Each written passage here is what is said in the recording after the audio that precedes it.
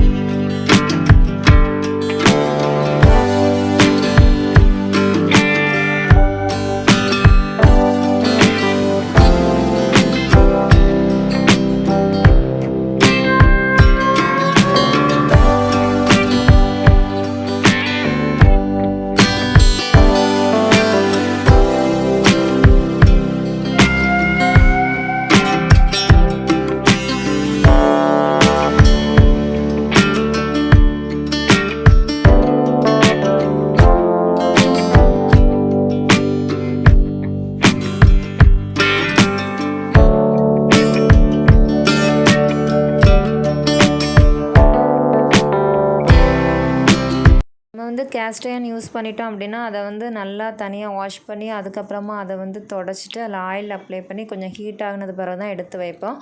So அதே நம்ம பண்ணிடலாம்.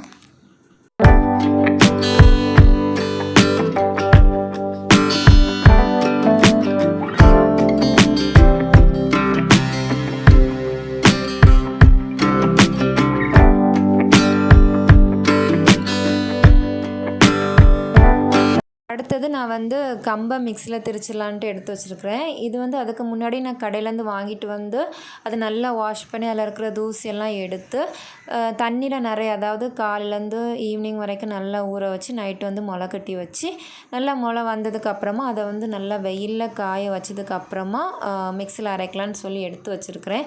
நான் ஃபஸ்ட் டைம் கம்பு வாங்குறதுனால 1 கிலோ தான் வாங்கினேன்.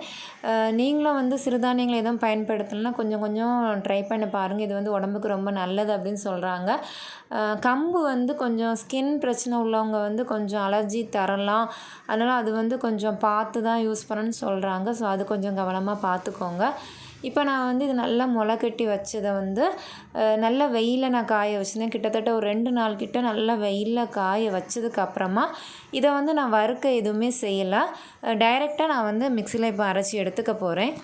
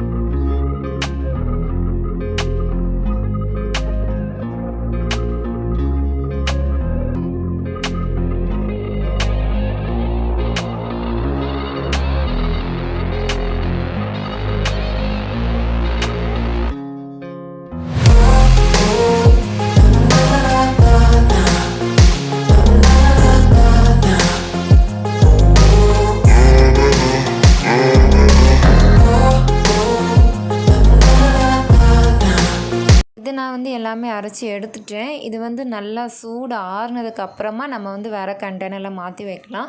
நம்ம வந்து மிக்ஸியில் அரைச்சி அந்த சூடோடு நம்ம வந்து கண்டெய்னரில் எடுத்து வச்சோம் அப்படின்னா நமக்கு வந்து இது வந்து நீர் விட்டு அதுக்கப்புறமா சீக்கிரமாக கெட்டு போயிடும். இப்போ அதிக குவான்டிட்டி இருந்தால் கூட நம்ம வறுக்கலாம். ஆனால் இது வந்து கொஞ்சமாக இருக்கனால நமக்கு வந்து சீக்கிரமாக காலியாகிறதுனால நான் வந்து வறுக்கலை. இந்த சிறுதானியங்களை வச்சு நம்ம வந்து என்னென்ன பண்ணலாம் அப்படின்னு சொல்லி நம்ம அடுத்தடுத்த விளாகில் பார்க்கலாம். அடுத்தது நான் வந்து ராகி வச்சுருந்த கண்டெய்னர்லேருந்து ராகி வந்து வேறு பிளாஸ்டிக் கண்டெய்னருக்கு சேஞ்ச் பண்ண போகிறேன். ஏன்னா இந்த மாவு வந்து நல்லா சூடு ஆறுனதுக்கப்புறம் இதில் நம்ம எடுத்து வைக்கலாம் அப்படிங்கிறதுக்காக இதை சேஞ்ச் பண்ணி வைக்கிறேன்.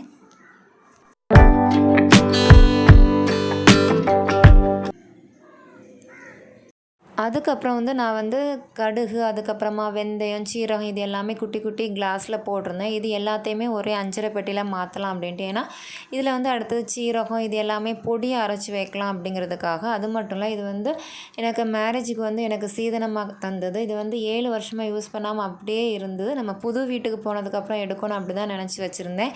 ஆனால் அது வந்து ரொம்ப நாள் யூஸ் பண்ணாமல் இருந்தாலும் நல்லா இருக்காது அப்படின்னு சொன்னாங்க. ஸோ அதனால் இதில் மாற்ற போகிறேன்.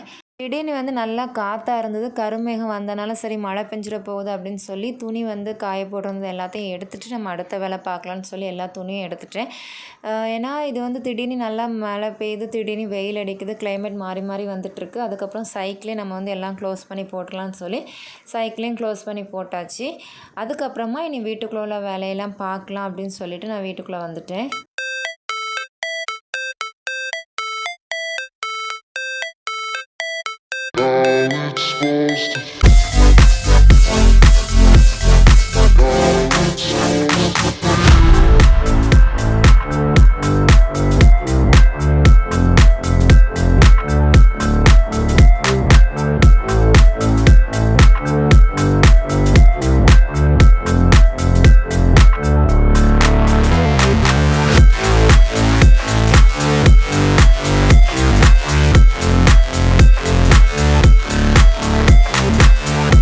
எல்லாமே வாஷ் பண்ணிவிட்டு காயறதுக்காக நான் வந்து வெளியில் தான் கொண்டு வைக்கிறேன். மழை பெஞ்சு தான் எடுத்துடலாம், இல்லைன்னா அது வரைக்கும் இருக்கட்டும் அப்படின்னு சொல்லி நான் வந்து வெளியில் கொண்டு காய வைக்கிறேன்.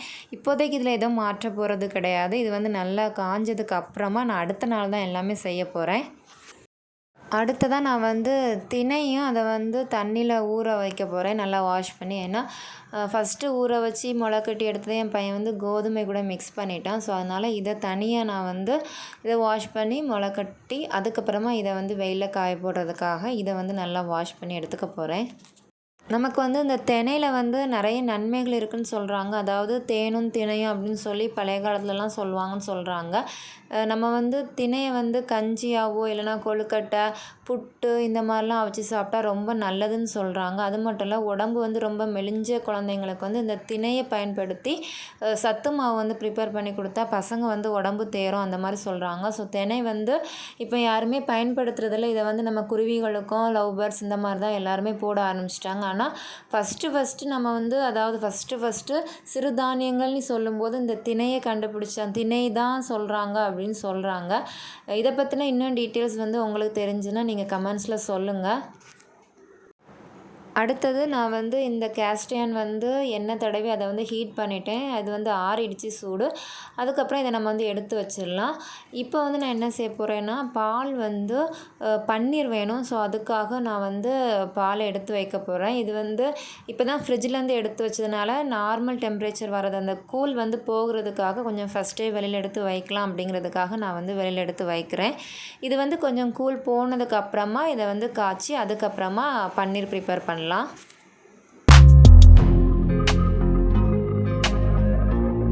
அடுத்தது வந்து கொஞ்சமாக இருந்த பாலை வந்து டீ போட்டுக்கலாம் அப்படின்னு சொல்லிட்டு அதை வைக்கிறேன். அதுக்கப்புறம் ஒரு பெரிய வேலை இருக்குது. என்ன அப்படின்னா, எனக்கு வந்து கவுண்டர் டாப் கீழே வந்து கபோர்ட் மாதிரி அந்த இதெல்லாம் எதுவுமே கிடையாது. இந்த ஒரு கீழே இது மட்டும்தான் ஆர்ச் போல் தான் இருக்குது. இதில் தான் நம்ம வந்து குக்வேர் ஐட்டங்கள் அதுக்கப்புறமா கிராசரி இது எல்லாத்தையுமே வைக்கிறது இது தான். இது வந்து கொஞ்சம் நான் வந்து க்ளீன் பண்ணி வைக்கணும். இது எல்லாமே கொஞ்சம் சேஞ்ச் பண்ணிவிட்டு கொஞ்சம் ஸ்பேஸ் எடுக்கணும் அப்படிங்கிறதுக்காக இதை வந்து க்ளீன் பண்ணணும்னு நினச்சிட்டே இருந்தேன். நம்ம பசங்க இருக்கும்போது பண்ணோம் அப்படின்னா நம்ம ஒன்று எடுத்து வைக்கும்போது அவங்க வந்து இன்னொன்று எடுத்து வைப்பாங்க, ரொம்ப டைம் ஆகும். இன்னொன்று வந்து நம்ம எப்படி வைக்க நினச்சோமோ அது நம்மளால் வைக்க முடியாது. ஸோ பசங்க ஸ்கூல் போனதுக்கப்புறமா நம்ம டைம் ஃப்ரீயாக இருக்கிற நேரத்தில் தான் இதெல்லாம் அரேஞ்ச் பண்ண முடியும்.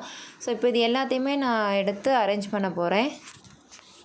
இது வந்து ரேஷன்லேருந்து வாங்கின பச்சரிசி தான். இதை வந்து அதுக்கப்புறமா நனைய வச்சு இதை வந்து இடியாப்பத்துக்காக அரைச்சி வைக்கணும் அப்படிங்கிறதுக்காக இதை வந்து எடுத்து வச்சுருக்கிறேன். இது வந்து அரைச்சதுக்கப்புறமா கண்டெய்னரில் எடுக்கலாம், அது வரைக்கும் இப்படி இருக்கட்டும் அப்படின்னு சொல்லி வச்சுருக்கிறேன். இல்லை அந்தந்த மாதத்துக்கு வர்றது நம்ம அப்பப்போ யூஸ் பண்ணுறதுனால ரொம்ப அதிகமாகலாம் இருக்காது. ஸோ அங்கே கிடைக்கிற 3 கிலோ நமக்கு இருக்கும். இந்த கேப்பில் வந்து டீ ரெடி ஆகிடுச்சு. இனி வந்து டீயை குடிச்சிட்டு அதுக்கப்புறம் உள்ள க்ளீனிங் ஒர்க் எல்லாமே பார்க்கலாம்.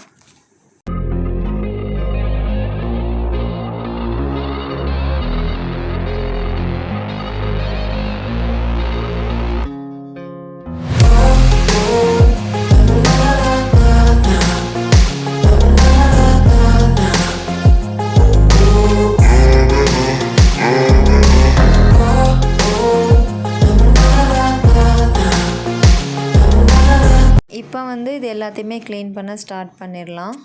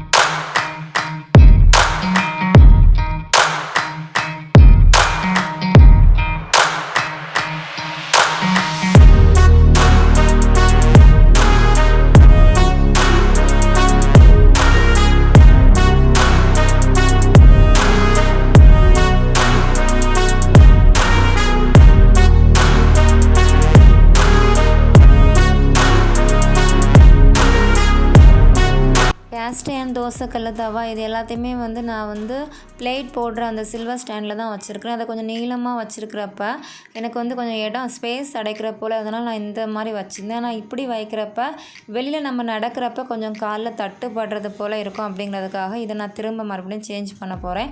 ஸோ ஓவராலாக கொஞ்சம் ஓரளவுக்கு எல்லாம் கொஞ்சம் சேஞ்ச் பண்ணதுக்கப்புறம் எனக்கு கீழே வந்து இவ்வளோ ஸ்பேஸ் தான் கிடச்சிது. இப்போ பழைய மாதிரி இருந்த போல் கேஸ்ட் அது எல்லாமே நான் வச்சுட்டேன். இனி வந்து கீழே இருக்கிற இந்த டஸ்ட் இது எல்லாத்தையுமே பெருக்கி எடுத்துக்க வேண்டியதுதான்.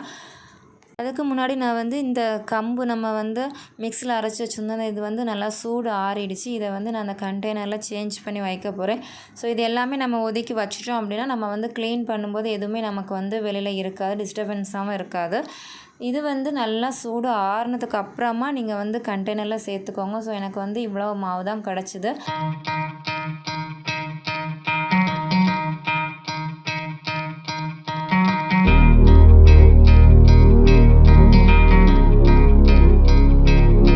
நான் வந்து ஒவ்வொரு வாளிலையும் வந்து மாவு திரிச்சிட்டு வந்தது கொஞ்சம் அதிகமாக இருக்கிறத கொஞ்சம் பெரிய கண்டெய்னரில், சின்னதாக இருக்கிறத அதுக்கேற்ற போல் தான் நான் வந்து வச்சுருக்கிறேன். அடுத்தது வந்து நான் காய வச்சுருந்த இந்த அஞ்சரை பெட்டி இதை வந்து நான் எடுத்து வீட்டுக்குள்ளே வைக்க போகிறேன். வெயிலும் இல்லை, மழையும் இல்லை, ஆனால் வந்து மேகம் கருத்துட்டே தான் இருக்குது. இதை வந்து இப்போதைக்கு இதில் நான் எதுவுமே தட்டி வைக்க போகிறதில்ல. இதை வந்து இன்னொரு நாள் தான் நான் வந்து எல்லாத்தையுமே எடுத்து வைக்க போகிறேன். காற்று நல்லா இருக்கிறனால ஒவ்வொரு பாத்திரங்களும் தங்க இங்கேயும் போயிருக்கு. நான் வந்து ஓவராலாக க்ளீன் பண்ணதுக்கப்புறமா கீழே வந்து இப்படி தான் இருக்குது ஆர்ச்சி. இதில் வந்து எறும்பு அதிகமாக வரனால நான் வந்து சாக் பீஸ் வரைஞ்சிருக்கிறேன். அப்புறம் ரேஷன் கடையிலேருந்து வாங்கின வெள்ளை சர்க்கரை, அதுக்கப்புறம் பச்சரிசி எல்லாம் இருக்குது. இது எல்லாத்தையுமே நான் வந்து இப்படி தான் அரேஞ்ச் பண்ணி வச்சுருக்கிறேன். நம்ம வந்து அப்பப்போ எடுக்கிறப்ப கலைய ஆரம்பிக்கும். பசங்க எனக்கு வந்து கீழே இருக்கிறனால எல்லாத்தையுமே எடுத்து எடுத்து போடுவாங்க. நான் திரும்ப எடுத்து வைக்கிறனால எனக்கு வந்து இந்த இடம் எப்போவுமே கலைஞ்சிட்டு தான் இருக்கும். எப்போவா டைம் இருக்கிறப்ப இப்படி நான் அரேஞ்ச் பண்ணி வைக்கிறது, திரும்ப மறுபடியும் அது வந்து கலைஞ்சிட்டு தான் இருக்கும். இருந்தாலும் நம்ம நீட்டாக கொஞ்சம் வைக்கிறப்ப பார்க்குறதுக்கு நல்லாயிருக்கும். நான் வந்து இன்னொரு விலாகில் வந்து ஓவராலாக கிச்சனில் எப்படி இருக்குது அப்படின்னு சொல்லி நான் வந்து அப்டேட் பண்ணுறேன். அடுத்தது வந்து நான் பால் எடுத்து வச்சுருந்தேன். ஸோ அதை வந்து நான் காய வைக்க போகிறேன். இது வந்து நம்ம நல்லா கொதிச்சதுக்கப்புறமா எலுமிச்சம்பழம் பிழிஞ்சு விட்டு அதை வந்து ஃபில்டர் பண்ணி இதை வந்து பன்னீருக்கு எடுத்துடலாம். இவ்வளோ வேலைகள்லாம் கிட்டத்தட்ட மத்தியானம் லஞ்ச் முடிஞ்சலேருந்து இது வந்து 4:30 வரைக்கும் செஞ்ச வேலைங்க.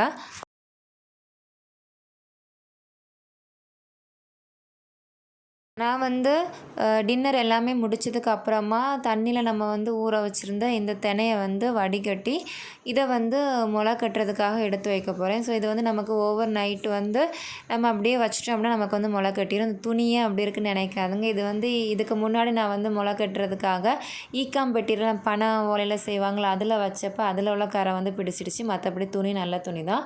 இதில் வந்து நான் எல்லாத்தையுமே சேர்த்துட்டு இதை வந்து நம்ம வந்து க்ளோஸ் பண்ணி வச்சிடலாம். இது வந்து வேறு எதையுமே நான் செய்ய போகிறதில்ல, தனியாக தொங்க விடுறது எதுவுமே இல்லை, இதிலே தான் நான் வைக்க போகிறேன். அடுத்தது வந்து நம்ம பன்னீருக்கு வந்து அதையுமே நான் வெயிட்டு தூக்கி வச்சுருந்தேன். ஸோ அதை வந்து மறந்தே போயிடுச்சு. அதையும் கட் பண்ணி எடுத்து வச்சிடலாம் அப்படிங்கிறதுக்காக அதையும் நான் வந்து எடுத்து வைக்க போகிறேன்.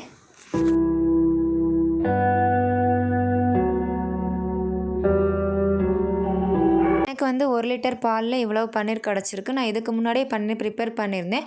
ஸோ அந்த பன்னீர் வந்து யூஸ் பண்ணி நம்ம என்னெல்லாம் பண்ணலான்னு சொல்லி நான் அடுத்தடுத்த வீடியோஸில் வந்து நான் அப்லோட் பண்ணுறேன். நம்ம வந்து சாப்பிட்டுட்டு தூங்குகிற நேரமாக இருக்கட்டும், இல்லைன்னா நம்ம வந்து மொபைலை எடுத்து நம்ம அதையே நோண்டி டைம் பாஸ் பண்ணுற டைமில் நமக்கு வந்து ஏதாவது அரேஞ்ச் பண்ணணும், க்ளீன் பண்ணணும், ஏதாவது நம்ம வந்து ஒதுக்கணும் அப்படின்னு நினைக்கிறத நம்ம வந்து செஞ்சிட்டோம் அப்படின்னா நம்ம வந்து மற்ற நேரங்கள் நம்ம வந்து ஃப்ரீயாக இருக்கலாம். அது மட்டும் இல்லை, நமக்கு வந்து டைமும் நல்லா சேவ் ஆகும். நைட்டு நம்ம வந்து வேலைகளை சீக்கிரம் முடிச்சிடலாம். அது மட்டும் இல்லை, நமக்கு விருப்பப்படி நம்ம வீடு நம்ம வந்து அலங்காரம் பண்ணலாம், டெக்கரேஷன் எல்லாமே பண்ணலாம். உங்களுக்கும் இந்த vlog வந்து யூஸ்ஃபுல்லாக இருக்கும் அப்படின்னு நினைக்கிறேன். உங்களுக்கு யூஸ்ஃபுல்லாக இருந்தால் நம்ம சேனலை சப்ஸ்கிரைப் பண்ணுங்கள். அடுத்தது ஒரு யூஸ்ஃபுல்லான வீடியோவில் உங்களை சந்திக்கிறேன். டாட்டா பாய்.